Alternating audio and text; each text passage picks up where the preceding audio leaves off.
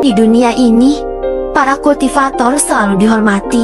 Sekte Jingyun dikenal sebagai salah satu sekte kultivasi terbaik. Namun, Li Qingyue meski sudah bergabung selama 11 tahun, hanya menjadi murid penjaga gerbang yang jarang diperhatikan siapapun. Dalam banyak kisah, orang yang pantang menyerah pasti mendapat kesempatan. Li Qingyue percaya suatu hari nanti ia akan menjadi yang terkuat di sekte ini, dan takkan lagi menjadi pemeran pendukung dalam cerita orang lain. Zheng Xuan adalah kakak seperguruannya di sekte Jingyun.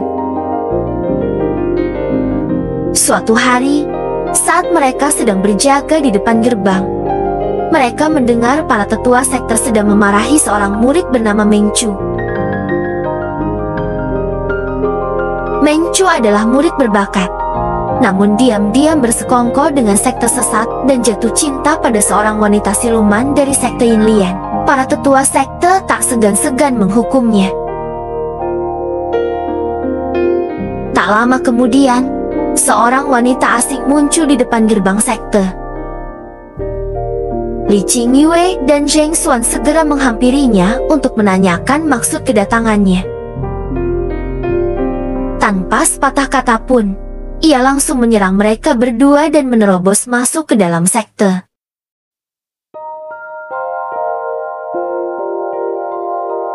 Zheng Xuan segera membunyikan lonceng tanda bahaya, sementara Li Qingyue bergegas mengikuti wanita itu ke aula sekte.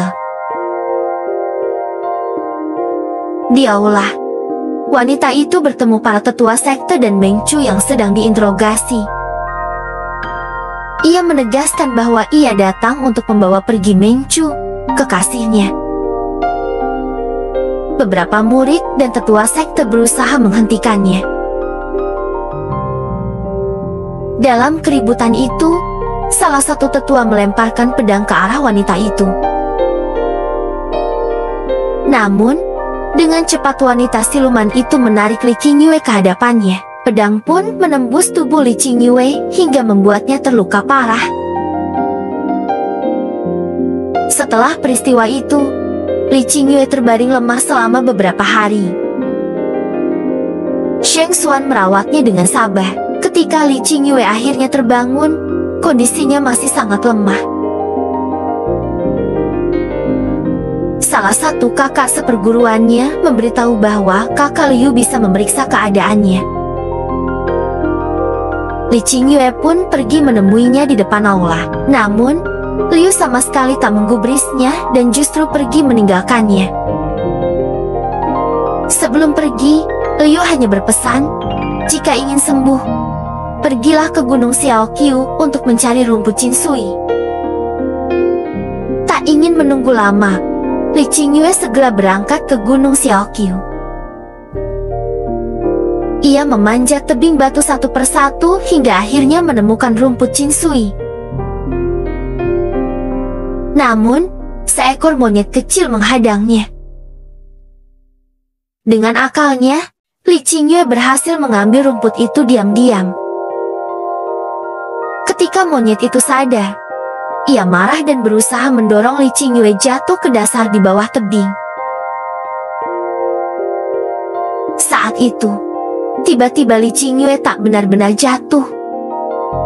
Air di bawahnya membeku, menahannya di permukaan. Di antara kabut es, muncul seorang pria tampan yang berdiri di atas permukaan air beku. Tatapan mereka bertemu, Li Qingyue terpesona, tetapi segera sadar saat es mulai mencair. Ia panik karena tidak bisa berenang. Namun pria itu hanya melemparkannya ke daratan di tepi sungai tanpa berkata apa-apa. Pria itu perlahan menghampirinya. Li Qingyue, yang masih terkejut, menanyakan apakah benar dia yang menyelamatkannya. Namun, sebelum pria itu sempat menjawab, monyet tadi melempar batu ke arahnya. Refleks, Li Qingyue menahan batu itu. Tapi tubuhnya terdorong hingga tak sengaja mencium pipi pria tersebut. Keduanya terdiam saling pandang dalam situasi canggung itu. Dengan gugup, Li Qingyue bertanya apakah pria itu baik-baik saja.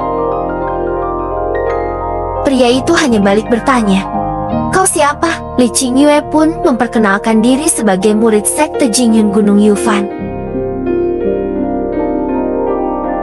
Ia kemudian menanyakan nama pria itu, yang dengan datar menjawab, "Bai Jisui."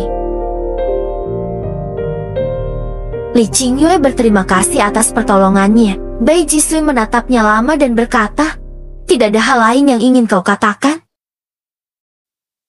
Li Qingyue bingung, lalu dengan polos menjawab, "Baiklah, aku akan bertanggung jawab padamu. Tunggu aku 1 hari, besok aku akan mencarimu lagi." Setelah berkata demikian, Li Qingyue pulang ke sekte. Sepanjang malam, ia memikirkan apakah ini takdir jodohnya. Keesokan harinya, ia pergi ke tempat pertemuannya dengan Bai Jisui sambil membawa seluruh hartanya.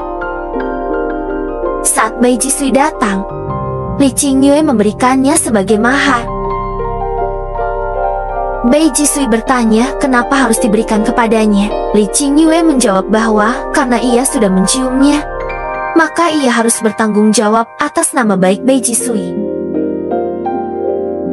Bai Jisui hanya menatapnya, lalu bertanya siapa sebenarnya Li Qingyue.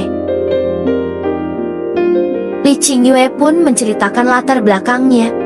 Orang tuanya meninggal saat ia masih kecil, dan sejak usia 8 tahun ia hidup di sekte Jingyun sebagai murid penjaga gerbang. Jika statusnya yang rendah membuat Bai Jisui keberatan, ia tidak akan memaksa.